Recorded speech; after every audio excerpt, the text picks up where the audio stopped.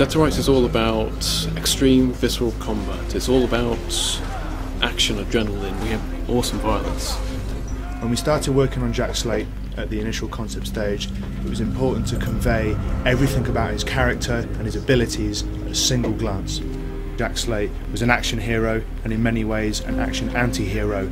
Although his face conforms to heroic stereotypes, there's also an expression in his eyes and in his neutral face that suggests thinly shackled urges of violence and a feral nature that ties him to Shadow. We took the obvious route and tried to make the characters photoreal, but when we started playing we kind of found that it backfired on us. It was just so visceral, it just made people uncomfortable playing, hitting these really kind of photorealistic characters and seeing them react to it. We didn't want to water down the violence and the action, so we took a different route and a different approach to the characters, made them stylised and graphic, and we just felt this worked so much better. In terms of the palettes used, we went for a palette that suggested subconsciously a police officer, so we used blues, greys, cold tones and lots of black and white. He wears colours of authority even though he's dressed in plain clothes. With our characters, the gameplay is always the first consideration when it comes to designing them. And Jack's design almost completely stems from his fighting style. He fights like a boxer, he's all about power, there's very little showiness, it's all about impact. The guy is basically a tank. So we have a very muscular, hugely stacked design to reflect that. Jack and Shadow were definitely designed as a pair.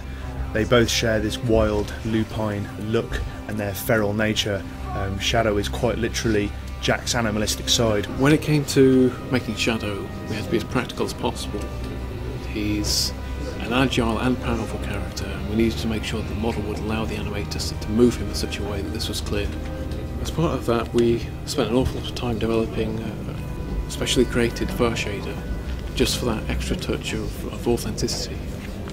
Shadow looks like a real dog, he acts like a real dog, he feels as if he's that proper canine as opposed to some stupid AI buddy.